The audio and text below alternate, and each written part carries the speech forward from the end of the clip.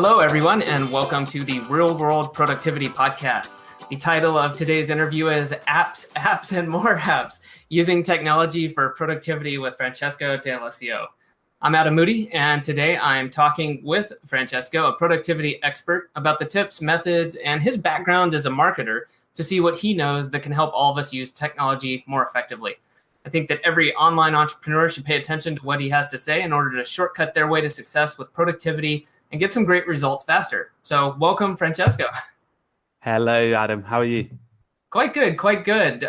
Really looking forward to this. You know, we were talking, this is a little inside behind the scenes. We were talking just a minute ago, and it's funny, it's been about a year since we've talked or gotten on a video chat. And so this is going to be fun just as much as learning some more and catching up as anything else. It's been too long. That's it. Yeah. Awesome. Well, let's jump right into this. My first question is really about your background and experience in the field of productivity so that people in the audience can understand a little bit about who you are, where you're coming from, and maybe how that you can relate to where they're at. So let's just do that. Do you mind kind of sharing a little bit about yourself in terms of your background or your education and experience in productivity, just to kind of get people on the same page? Yeah, sure. So just a little background about myself. I am based in the UK, a bit of a different area in the UK, the south, the west, which is a bit less. It's not so much like London. It's not busy. It's quite relaxed. Really nice place to live, though. Yeah, and I think my weird interest started when I was about 15 or 16 years old, and I was in class and I was not doing too well in the year that I was in. So I think I failed the year, which was a real bummer. But it was a bit of a combination between not taking the right subjects. But anyway, long story short, that summer I sort of went away and I said to myself, first of all, I need to get organized. And I sort of jumped to a book by David Allen called Getting Things Done. And it's sort of a weird book for a 15-year-old to read. I get that question a lot, and a lot of people at the time were like, what a freak. But then I sort of explored the app side of it at the same time, and I got really, really interested in it to the point where I was recommending apps to all of my fellow students at the time and people around me, even the teachers, and showing them how they could use that app to get organized. And over time, I was writing blogs on the side. And then I headed off to university. And during that time, I decided in my first year of university, I'll create a YouTube channel because I was pretty much blogging about this sort of stuff. And I created a YouTube channel that was dedicated to tutorials on these things. You know, the sort of stuff where you go to YouTube and you're looking maybe for a project management app for your company or a task manager, and you type in YouTube these apps and a review comes up. It's basically try before you buy. You watch the video and you learn more about the app. I was basically doing these sorts of videos. And over the last 3 years, I've sort of grown that into what it is today, a YouTube channel with a community, basically called Keep Productive, which is dedicated to discovering and helping you go a bit deeper with apps and resources. Because I think, of course, frameworks, me and you both know, I think, are very, very useful. And you can go away and learn all that brilliant stuff about being productive in itself. But then using and combining yourself with the best apps is also a really fundamental part of the process. So, yeah, that's pretty much my backstory. A bit of a weird topic to be interested in, right? But I guess something that I got quite interested in and just went a bit deeper. Definitely. Well, it looks like it. I mean, obviously it worked out for you. And yeah, Getting Things Done is not typically a 15-year-old book, but I mean, what a powerful book for a 15-year-old to actually sit down and read. I mean, for myself, I certainly did not read that when I was anywhere close to 15.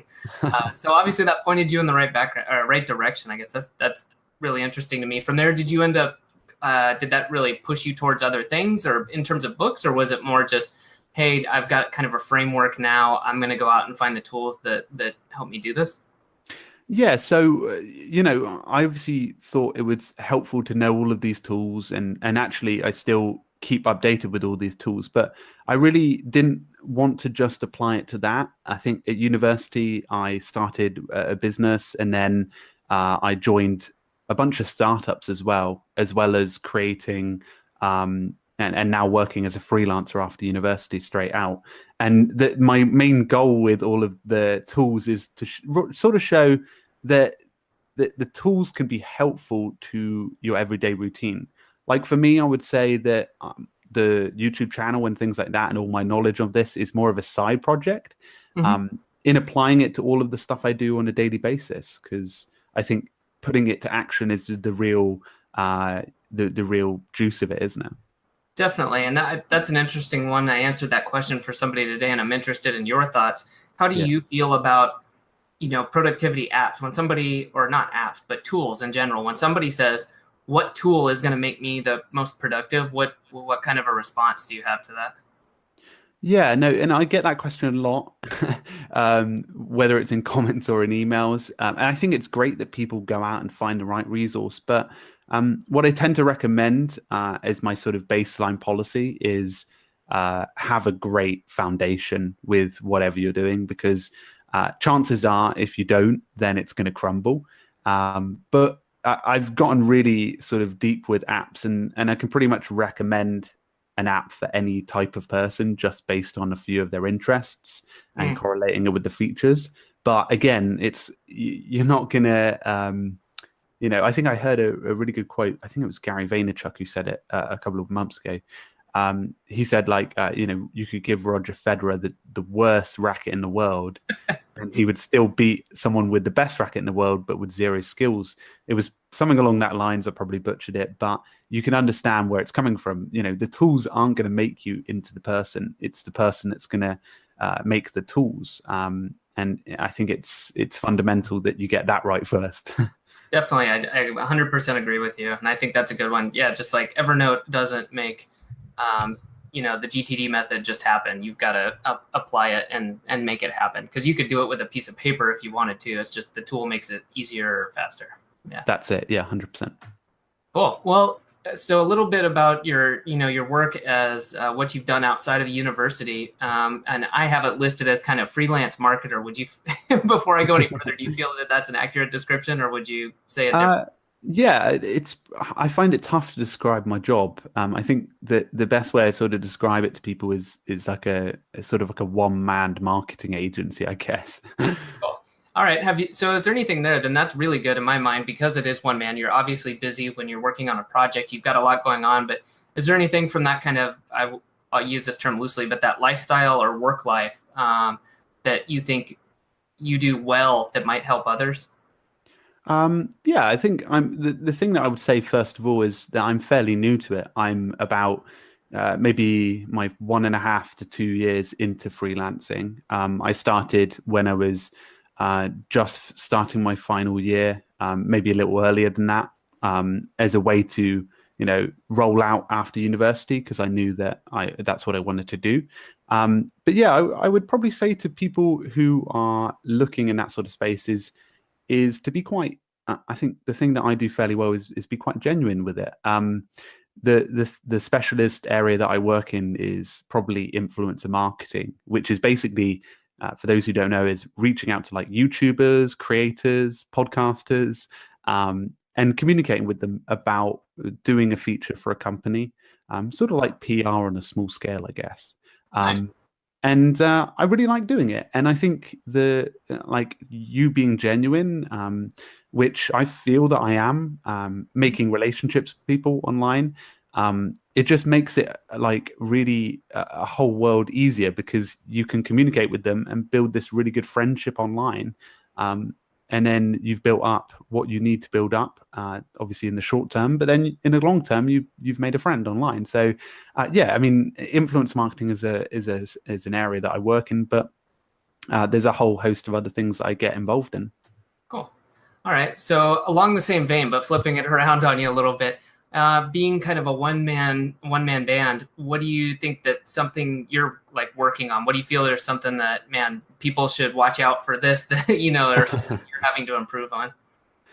Yeah, I think when I started, my work-life balance wasn't ideal. I mean, I don't really tend to believe in the perfect work-life balance. I think from week to week, there's always different things that crop up, social events or even a busy week at work. Mhm. But I guess the thing that I would note is that just making sure that you control your schedule, you control when you're having off time and when you're on time well. I think the thing that a lot of people can do well is once they're working is to get in a good flow state, which basically if you're in like a coffee shop or you're at home working or you're in an office, it doesn't matter where you are, and you're basically killing it. You're doing like 3 or 4 hours of solid deep work, and that deep work can actually pay huge dividends. And then I guess something that I probably am and slowly improving on is when you have off time, when you're relaxing, is making sure that you fully relax and you're not, hovering things in the back of your head about about work. Definitely. And I think that's interesting. So you said Deep Work. So I'm guessing you've read Deep Work by Cal Newport. I have, yeah, I managed to read it just after the summer.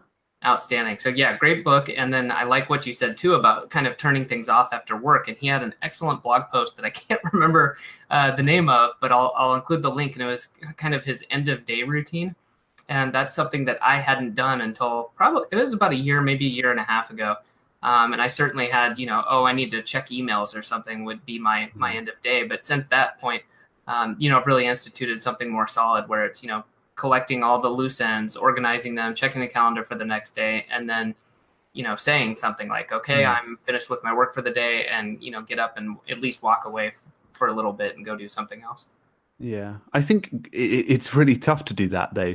I think that a lot of people, if they go into this sort of space, I guess they probably will struggle with it. Certainly I did, and it took a bit of time. I did a few things, like for example, probably like that evening routine. I do a little bit of that, but I do morning routine as well. That is a really nice way to start the day. A bit of meditation, a bit of reading. Try not to touch tech for half an hour and then walk in. But I think that it's all about, learnings and things like that. And like you can't get a perfect day. Like for example, today, like 6:30 it is in the UK, so it's part of my evening time. So sometimes with projects that you've got on or interesting things that you work on or passions that you have to dedicate a bit of other time. And that can be sometimes damaging, but it can also be sometimes very, very rewarding. So, it's a balance, but sometimes an uneven, sometimes a good balance. Definitely. I think that's a good way of looking at it. And I work with some people who don't believe at all in work-life balance. And that's, and it's balanced, I guess, by the fact that they love what they do. So they don't see it as a balance. And I myself do believe it, but as time goes on, I think I'm moving more towards like you're saying, there's a flow. Sometimes you just have to get things done and that's the way it is. Or, like this, if you're interested, it's something neat, but it falls outside your routine. You may still take it on, but you just adjust your life so that you, kind of stay towards what you're trying to accomplish. Yeah, that's it. Like sometimes there are periods of times when I get carried away, and I'm sure it's the same with you. We're just both two people that are very interested in what we do. So we'll just like, oh, it's 6 o'clock, or oh, it's 6 a.m. Like you sometimes sometimes you don't know because you're just getting and I always fall into that trap sometimes. Good deal. Well, I've got two more questions for you. The first one is, what book do you recommend to people? What is the one book that you find yourself recommending the most? That's a really good question. I think the obviously Getting Things Done was a good book, but I don't think it should be. I think at the time it was a good book framework wise for me to get going. I read a lot of other business/self help books around that. But the book I would probably recommend to everyone is just because it has a combination of practical advice and probably like long distance advice, is The 4 Hour Work Week. Um, and I think sometimes it sounds a bit too cheesy to people, like because and quite unrealistic, I guess, because somebody's coming from a 40-hour work week to a 4 hour work week. I don't really think it's the same sort of thing. I think that the principles inside it are really, really strong. Some sections I'm sort of like, oh my God, he's gone a bit OTT. Like like email, like when he outsources every single minor item, which can be done and is absolutely fine, but or like other areas where he sends gifts to his family and it's all. But anyway, it can get a bit deep, but what I recommend doing is using it as a practical guide to change your thinking around work. One of the things that I did when I read the 4 Hour Work Week was starting to negotiate remote working agreements. Hmm. And mainly reason why I wanted to do that is because I think that it will be the future of how we work in a sense, because it's amazing how much time is saved when you don't travel, commute, um, or even do like other things outside of that, get distracted in the office necessarily. Of course, there's distractions at home, but like, for example, let's say on my average work day, I save half an hour potentially commuting. When I used to work in Birmingham, I was commuting 45 minutes each way. So that's an hour and a half. And of course, I would probably 4 out of 5 of those times be doing work during that time because I was in a startup. But that hour and a half is very unproductive in a sense. So I believe that remote work will be a really fundamental thing. And I think that's probably one of the biggest takeaways from the book. Good stuff. Yeah, I agree with that. And I think, like you said, with the book, there's something for everyone. It's certainly been a while since I've read it. And I agree that some of the things for myself, it's stuff that I would never implement. But the idea, I was kind of thinking of this while you're talking about it, kind of being the opposite in a way of the 10x rule of just saying it's interesting to look at how much you could do. Maybe you definitely can't implement that all at once, but there's a lot you can do right now to start moving in that direction. Definitely. One final thing on there, I think what Tim does well is it sort of explains it, and something that I'm probably going to be focusing a lot in the next year on is he says, take something that you're aiming towards and try and divide the time by 2 or something of this matter. So, for example, let's say you have a 12-month goal is divided by 2. Can you do it in 6 months and making it a reality? So I guess those sort of logic can sometimes be really good. I think I spoke to Alex from the Modern Health Monk, a really good YouTube channel actually. He was only speaking the other day. He was saying he whittles down in his day, his work day, work relationships and time to only 4 hours in an effort to make sure that he's only working on the most important stuff. And I think that's like a really good methodology to have. That is good. I like that. All right. Last question for the day. What is the one thing that you think anyone could start doing today to increase their productivity or just get better results in their life, whether it's personal or business or anything like that? Yeah, sure. I would probably, it's a tough one because there's so many places to start. I would probably just say,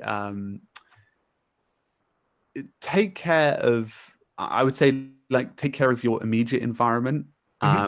I would say to try and not worry too much about things you can't control. I think that like a lot of productivity can be skewed because people go for things they're not in control of, and when you're working on certain projects and you can control them or you have areas that you can control, you tend to work a lot better. So I think that would be a sort of goal. I think the thing that I started doing to do that a bit better, I've only been doing it about a year and a quarter or something like that, but meditating just 5 to 10 minutes every morning. And it's something that I was very skeptical of when I started, but I found it to be a really good practice because that's mini break for me in the morning. It sets me up with control as I start my day. I used to start my day by, which I can imagine a lot of us do now, is jumping on emails and being reactive and I guess not in control to a sense because you're waiting for stuff. And now just a bit of reading and a bit of not emails, a bit of meditation and a bit of reading can sometimes just set my day really right. So I would recommend just trying to focus on a few things you control, and breathing is one of those things. Awesome. Totally agree. Well, thank you very much for the time today. And before we hop off, I know you've got a lot going on. You've got your YouTube channel. I know you've got a course out. You've got some other things. So if people wanted to find out more about you or about what you're doing, like where are some good places to do that? Oh yeah, sure. No, it's been really great being here, Adam. So appreciate for bringing me in. But yes, I think the best place probably to find me would be social media. I'm really active on Twitter, at Francesco D_ALES. It's a pretty complicated one. Yeah, we'll have this stuff in the show notes, Oh, definitely. bro. It's the spelling. And then on YouTube, so I do 3 to 4 videos a week that are just tutorials or new apps and resources. So you can come find me there. I started a new Skillshare class, but again, you can find that all on YouTube. And that's all about how to find your perfect to-do list application. So just a note as well, the YouTube's really focused towards the app side of stuff. So if you're maybe looking for the frameworks behind it, I'd recommend maybe a couple of people like Mike Vardy and David Allen to help you around that. But I really just focus on the app side. Nice. All right. Well, thank you, Francesco, for a great interview. I am sure I know for myself, I got a lot of value out of this, and I know the audience will too when they listen. So thank you very much for sharing all this. Yeah, sure. Thanks for having me on, Adam, and thanks everyone for listening. I'm Adam Moody with the Productivity Academy, and thanks again for joining us on the Real World Productivity Podcast. I'd like to invite you to check out www.productivity.academy today for more information on how you can better manage your time, become more productive, and just get more effective doing the things that you want to do and achieving the goals that you want. Thanks again for listening, and we'll see you on the next podcast.